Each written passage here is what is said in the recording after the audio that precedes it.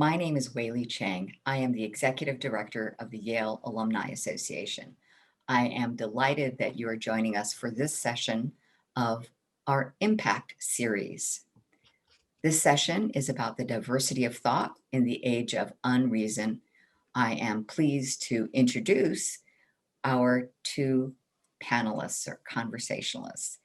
Anne Applebaum is a staff writer for The Atlantic and a senior fellow of the Agora Institute at Johns Hopkins University. You may know her as having been for 15 years a Washington Post columnist and a member of its editorial board. She is the author of several history books, most notably The Gulag, A History, which won the 2004 Pulitzer Prize for Nonfiction. Her newest book is Twilight of Democracy, The Seductive Lure of Authoritarianism. And for me, the most important part of her bio is she's a graduate of Yale College, 1986. She was in Pearson. I'm also delighted to introduce Maxim Thorne. Maxim is the managing director of the Andrew Goodman Foundation, where he focuses on increasing young people's civic power in defending and expanding our democracy. He has a long history of civil rights activism, including serving as the senior vice president and chief communications and development officer of the NAACP. He also served as the vice president and chief operating officer of the Human Rights Campaign and Human Rights Campaign Foundation. Maxim was in Branford College, graduating in 1989, and he's a graduate of Yale Law School, graduating in 1992.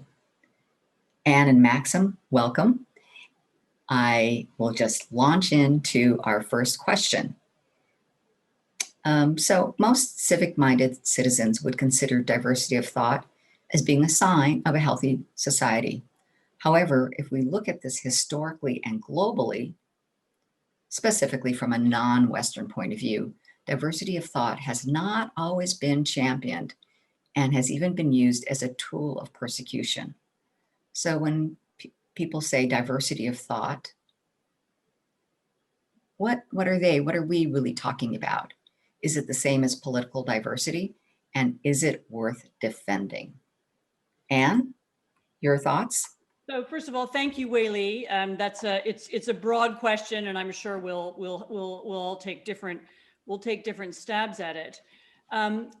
I come to this question from the perspective of someone who has lived and spent a lot of time studying societies where there is not diversity of thought, where there is political control over thought.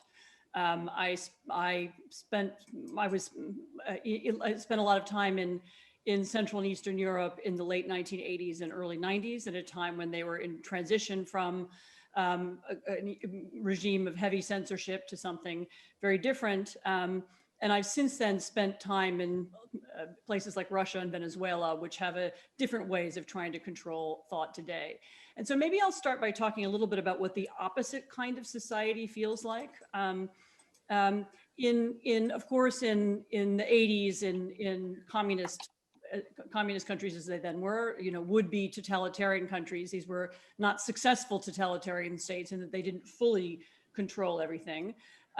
The attempted control and the efforts that the state made to limit what people were and were not allowed to say in public inevitably created a kind of backlash. It proved, even in the most controlling, most harsh systems that there were, even in Stalin's Soviet Union, which I've written several books about and spent time studying, the attempts to lock down speech and lock down thinking often had the effect of pushing critical thinking or diverse thinking or different thinking into different spaces. So famously in the Soviet Union, you would sit in people's kitchens, and in the kitchen with 5 or 6 people around the table who were trusted, then you would have your real conversations. And people simply learned that there was one way to speak in public where speech was controlled and limited, and there was a different way to speak in private where you could be honest and you could speak the truth.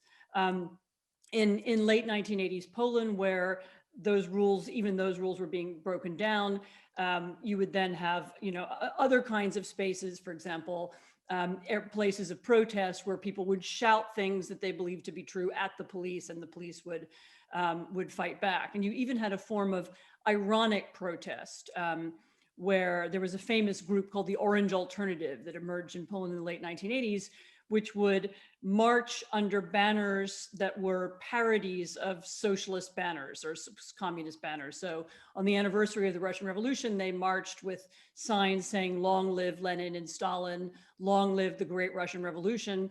And this was, of course, within the bounds of what was supposed to be acceptable speech, but it was mocking it at the same time. So it's clear that when you have a society that seeks to control diversity of thought, you will get a reaction. So, I mean, that's a lesson, I think, to all of us, that, other kinds of controls, very often fail.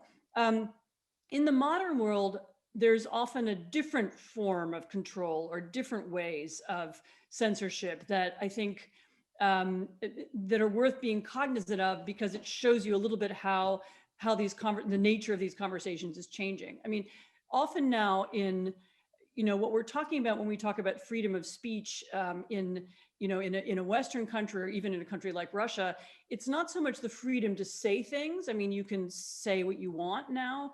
It's the argument is over amplification of speech. Who gets heard? Do you get heard because you fit into a Facebook algorithm and promotes what you say? Do you get heard because you're given a platform? Do you get heard because the government pushes what you say? I mean, now that we live in an era of almost a kind of surfeit of information, we have too much information, and where people are fighting to find their way through information, it seems to me that the nature of the argument about, what speech is allowed and isn't allowed has become quite different. And I'm not even sure that all people who talk about free speech and advocate free speech really thought this through.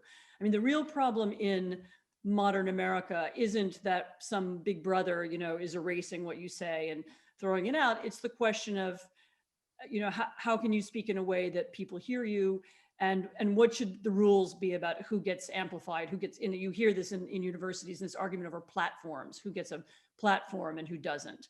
And that's because we're now in a new realm of where the argument is different. I think some free speech advocates and those who argue about these things haven't really caught up to this new kind of argument. I mean, once again, we're still in a world where attempts to control speech or ban speech inevitably fail, because now people have more outlets than ever. I mean, even certainly a lot more so than in communist Poland, to speak not just around the kitchen table, but on different kinds of websites or in different forms of social media. And more the arguments are, whether within universities or within newspapers or within corporations even, is who, which pieces of speech do we amplify? And I think a lot of the misunderstandings and problems that we have over these questions come from that, the shift in the nature of the argument, which has made, which has made drawing lines a lot different. But I'd be interested to hear what Maxim thinks. So, yeah, Maxim, political diversity. We just heard Anne talk about how attempts to control speech fails, and how it could also result in some extreme actions and conduct. Your thoughts? Thank you so much, Weili, and thank you, Anne. I loved what you just said, and I loved your book. It was pretty. It was so insightful, and it's a point of departure, because Yale is giving us a platform right now to amplify our voices around the world that other folks don't have. And so I really appreciate and always appreciate this opportunity. So one of the things that really trouble me at this point in American history is this notion of, are we this democracy? Are we at the place, as you just mentioned, where we have these ideas, and whose ideas get amplified, whose voices get heard, and whose voices get vindicated, or whose causes get vindicated? Just a few years ago, so I was born in Guyana. In fact, I came here for college. And there were lots of conversations around failing states. You know, those states like Guyana and Haiti and whatever that are failing. But America is a solid, not a fluid, a very solid state, very solid democracy. Who thinks that today? Uh, I worked on the Obama campaign, and I remember after Barack Obama won, and I went to work for the NAACP, as you mentioned, Weili, there was this conversation in America that we were in a post-racial America. It is now 2021. We just had the Georgia elections, which I will want to talk about that in the context of this topic, in which we were refighting the Civil War. Who would say today that we're in a post-racial America after the 4 years of Trump? And when we talk about this freedom of ideas, right? There's a lot of free ideas all over the internet, crazy, radical, that are being echoed by members of Congress. The echo chamber of Fox News that dominates American viewership, and also in Australia, where I actually was last year visiting family. And so this is very much a conversation about power. I actually think it's almost like hiding what we're talking about when we're talking about this frame of diversity of ideas. People want to kill us. The us, meaning people who look like me, or go from black to whatever whatever range of brownness you hate. And then of course people who people consider to be different culture, different language, different hair, different gender fluid, and what have you. So I want to start with what I've been working on, what my experiences have been at the forefront of a number of these fights. In this moment, and the brilliant, very brilliant professor Andrea McAvoy Sparrow, who teaches a class with Clarence Jones, who was Martin Luther King's attorney, still alive, who helped draft the I Have a Dream speech. And she says, what are we faced with right now? A cascading set of crises: the Great Depression, the plague, and the Civil War. And so we are in this moment that I would argue is not in this solid, not non-failed state, but we are in a failing state. We didn't even know if our democracy would have survived the election and the attempted coup and the actual assassinations of a police officer and others. And I look back with there's almost an amusement at the op-eds of 2009, that we were in a post-racial America. And I look at what Brittany Cooper said about the American politics being necropolitics, as in necrophilia, as in death politics, deciding who lives and who dies. And I do think we are faced that. I'm actually optimistic about this, but I think part of why I'm optimistic is that I still have a platform, thanks to Yale and others, to actually talk about what's happening and the future of our democracy, which most countries, a lot of countries look at as the model of a democracy, and what just happened in January. And so it is a very concerning conversation that goes beyond thought. It is, do I have a right to exist? Do I have a right to live? Do I have a right to be free to share my ideas and not be killed, to walk on the street? Can I jog like Armand Marbury? Can I sell a cigarette? Can I be sleeping in my bed like Breonna Taylor and not be killed by white supremacy? You know, it's so remarkable. I work, as you mentioned, Weili, as the managing director of the Andrew Goodman Foundation. And Andy was a 20-year-old college student recruited by John Lewis to participate in Freedom Summer 1964. And the country knows this story. It's very interesting because of the brilliance of the strategy of CORE and John Lewis in the civil rights movement, which was have privileged white people, especially white men and women, be subjected to what we are subjected to. Because when we're subjected to it, those stories are not elevated, not amplified. And in fact, because the Klan killed Andy Goodman a white man, privileged, New Yorker, another white man, Mickey Schwerner, and then a black guy from Mississippi, James Earl Chaney. The media paid attention. But do you know it took 40 days from the time Andy, Mickey, and James disappeared to find their bodies? In those 40 days, they found 9 additional black bodies that were never investigated.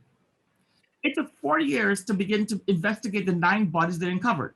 And right now, we only know 2 of the names of those bodies, but we know Andy. And that's wonderful because it's a story of allyship and whose voices get heard, whose lives get validated. And then what does that mean? Have we learned those lessons so that we have the kind of democracy and that we're bending the arc of the moral universe, as MLK said, towards justice? And that's why I'm here, and thank you. Thank you, Maxim. So picking up on something that both of you have mentioned, which was that as Anne said, the argument is over amplification, whose voice gets heard. And my original question was about diversity of thought and is it worth defending? And based on what you have said, I think the answer is yes, because without diversity of thought, there is more polarization. I don't know. Did I get that right, Anne? Maybe you could talk a little bit about that. I mean, the question of what's diversity of thought and what's polarization, I think those are a little bit different. But I mean, I would phrase it a little bit differently. I would say, if you want to avoid polarization, what you need is, it's not just diversity of thought.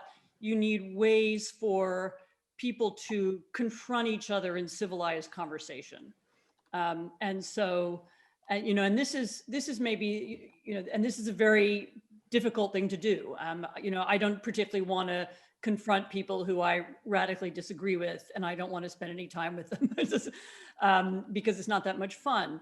But one of the, you know, we do now, because we now live in a very polarized society, really only the way, you know, one of the ways in which we're going to get through this is by making sure that people are talking to each other. It may be that we can't talk to each other about the things that make us angriest. And there may be no middle ground between, you know, between Maxim and a white supremacist. There may just not be anything they can talk about. But there may be something else they could talk about.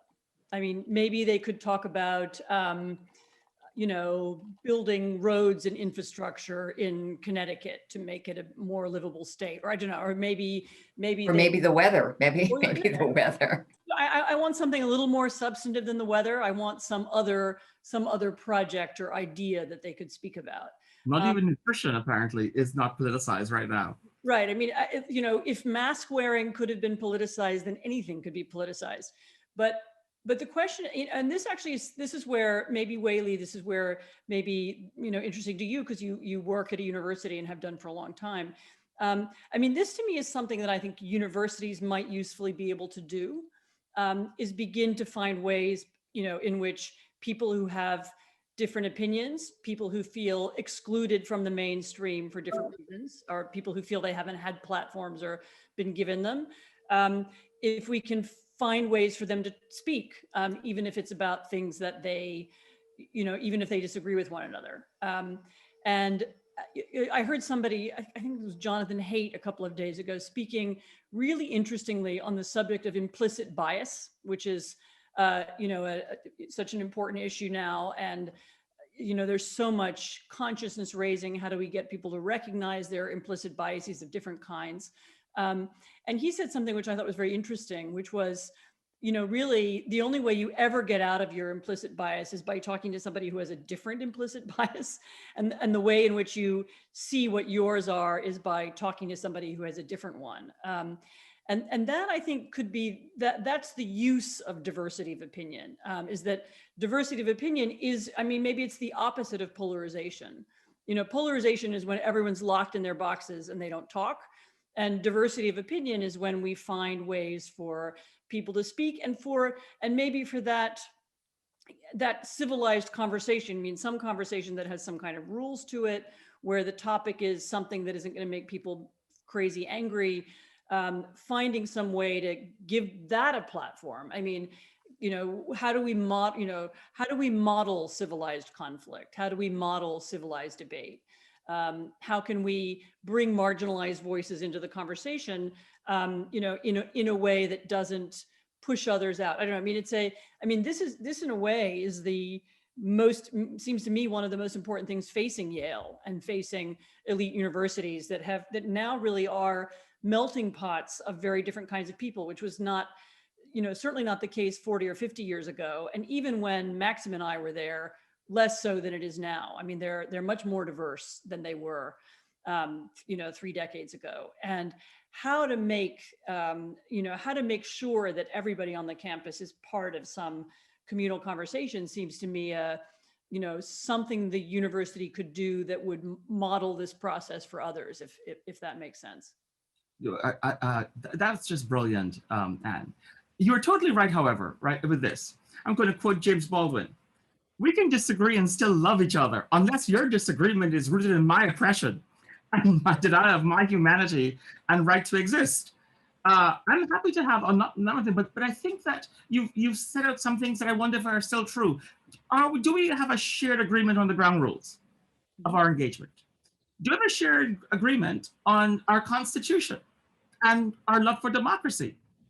I actually wonder. I've seen recent polling.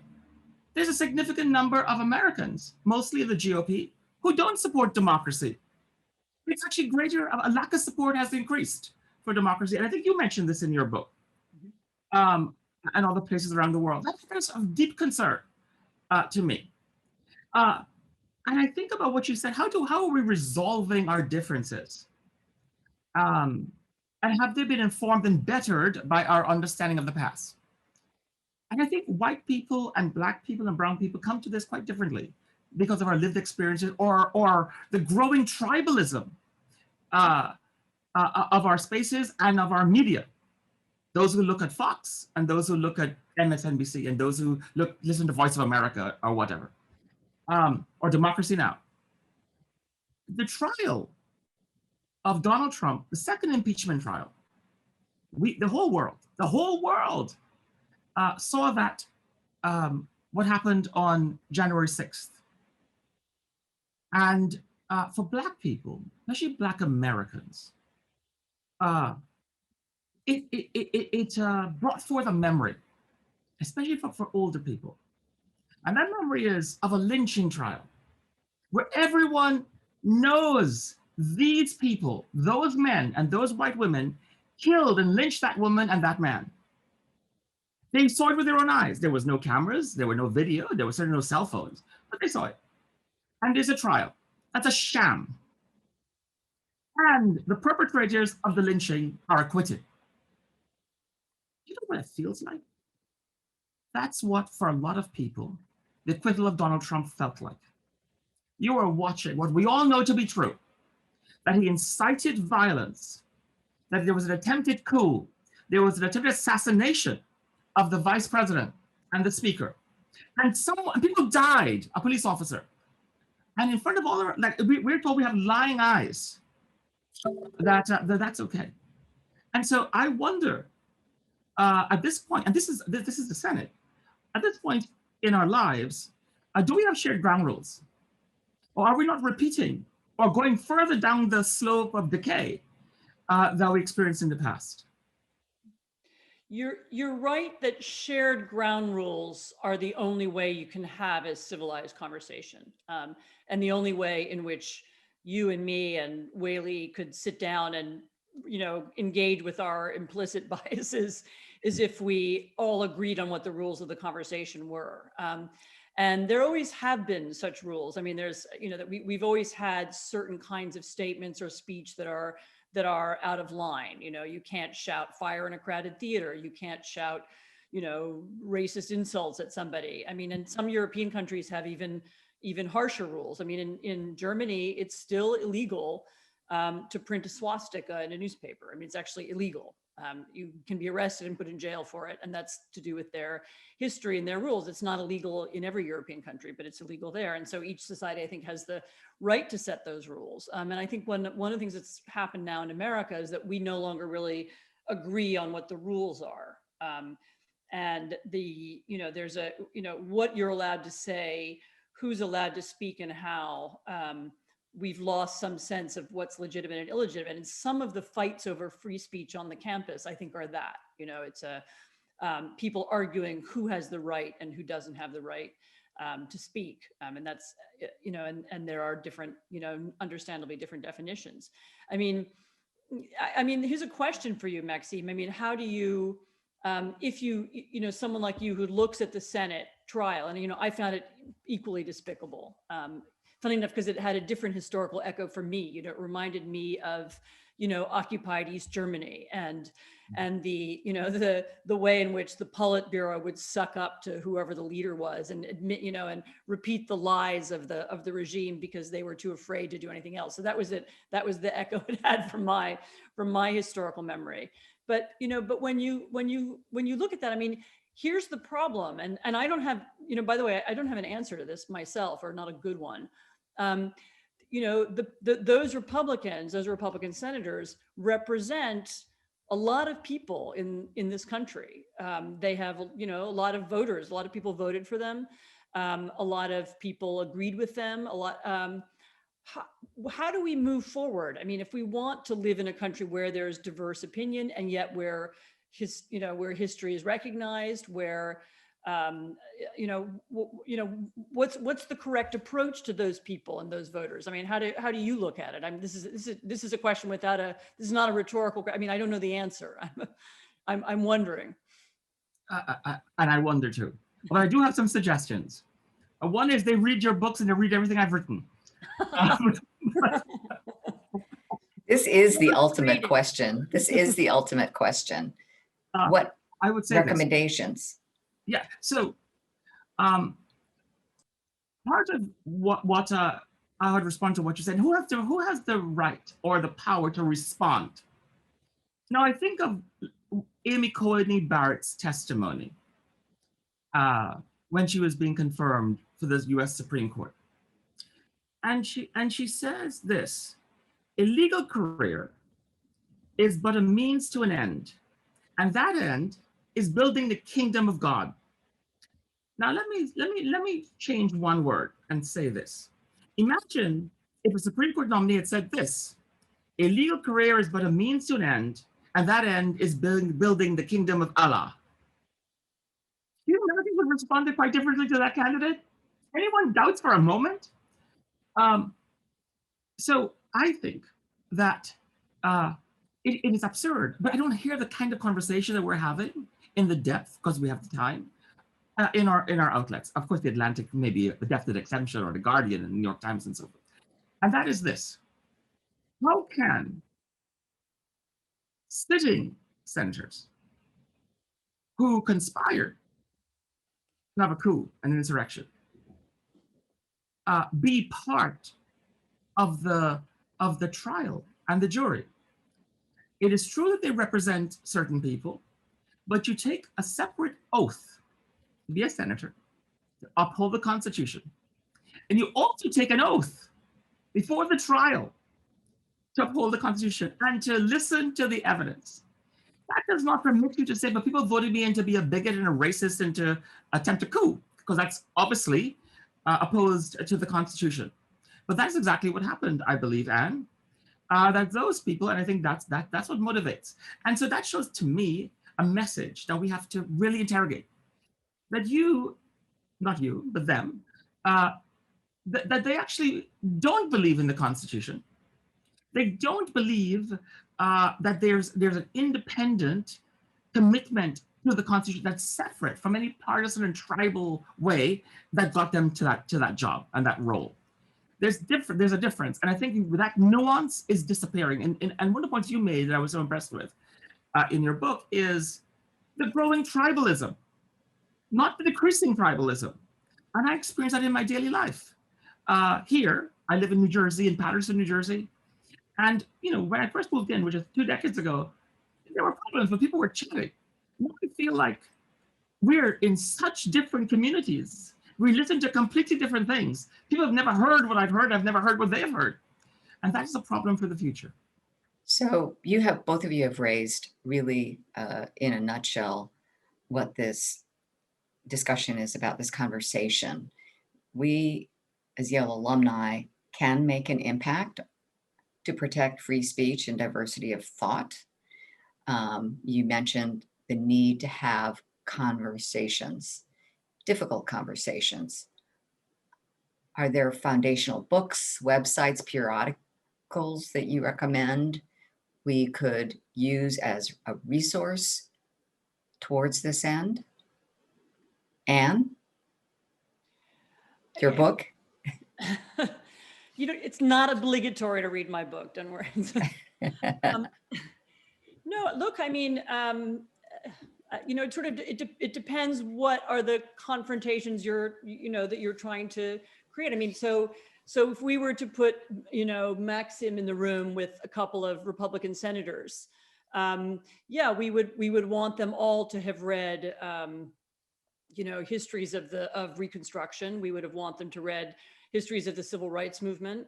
Maybe he can recommend those in specific, more specifically. But I mean, I think what you want is for people to have a better grounding in all the aspects of American history, meaning the founding and George Washington and Thomas Jefferson, as well as the Civil War and Reconstruction and the Civil Rights Movement.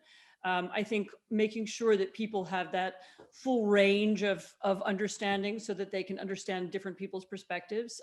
One of the oddest things I think of the last year, and it hasn't gotten enough commentary just because there's too much else going on, was this strange 1776 commission that the Trump administration came out with in the very last weeks in office, in which they produced a document that was meant to be a kind of the history of America in 17 bullet points. And it was very odd and very, very one-sided. And it was meant to be a kind of answer to the 1619 Project, which was this famous New York Times project that spoke about the history of slavery in America and looked at American history through that lens. And sort of my thought was, wouldn't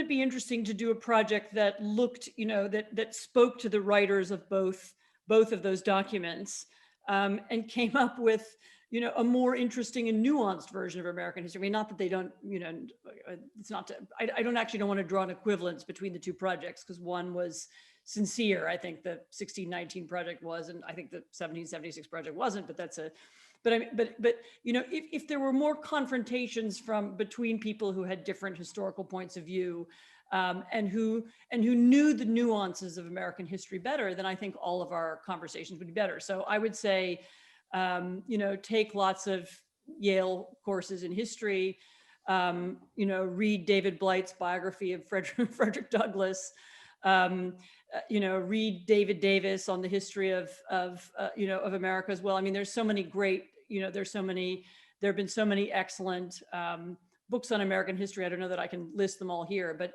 deeper understanding of what's happened, both what's happened to Black people in America, what's happened to immigrants in America, what the founders intended when they wrote the founding documents. I mean, I think all of that, a better understanding of that would, at least in this country, give us better conversations. Love it. Absolutely. I'll start with saying one of the best experiences I had for a few years was teaching at Yale about philanthropy. But different, I thought, my approach, because I was shocked how much smarter these students were than I was. And so, part of our program, which deals with, we reached 2 million students on 93 campuses around the country at the Andrew Goodman Foundation in 27 states, is reversing the mentorship relationship.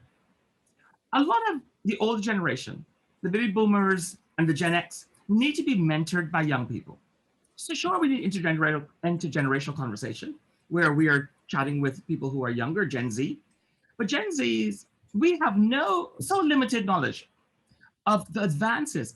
Think about all the collective knowledge for millennia are now imbued in that generation. And we need to listen to them. Young people are our future. And I think when history books are written about this period of time, 2020, 2021, the reason American democracy survives is because of young people and how they turned out. And in particular, young Black people. In Georgia, in the runoffs, young Black people and Black people broke all records because normally they say Black people and young people do not vote in runoff elections, barely vote in presidential elections. 25% of the young Black people, 80 to 29, who voted in Georgia on January 5th, had not voted on November 3rd. More Black people, young Black people turned out to vote. And people say, oh, young people are more progressive. The majority of young people, in fact, did vote blue. But let me tell you about Georgia. 90% of young Black people voted for Biden. 90% voted for Ossoff. And 90% voted for Raphael Warnock. Young white people, 29, 62% voted for Donald Trump. Over 50% voted for Ossoff. And almost 60% voted for Knopfler. And over 60% voted for Perdue. The majority of young white people voted for Donald Trump in Georgia. So here's what I think. Julian Bond, his collective teachings has just been published. John Meacham on John Lewis. Nancy McCutcheon on Democracy in Chains, which talks about the Koch brothers and that power. Dirty Money, Big Dirty Money by my classmate, Jennifer Taub. Black is the Body by Emily Bernard, another classmate of mine. India Beale, a photographer from Yale, who helped teach my class Philanthropy in Action at Yale. Great list of books. We will circulate a list of all the books afterwards. And 1 minute over to you. My suggestion is that everybody who's enjoyed watching this spend a few minutes a day reading something or thinking about somebody's work who they disagree with, and try to think about why you disagree with it. And it may be that in the confrontation with the thing you disagree with, you will better articulate your own view. So as a kind of daily training, how do you why do you disagree with this idea? What might be motivating that person? And are there things that we could eventually agree about? Great advice from both of you. I want to thank both of you. I know we could go on for another 2 hours, but maybe some other time. I'd like to thank our audience. And for more Impact Series content, please visit the Yale Alumni Association website and channels. Thank you both, Anne and Maxim. Really appreciate your being with us. Thanks so much for organizing.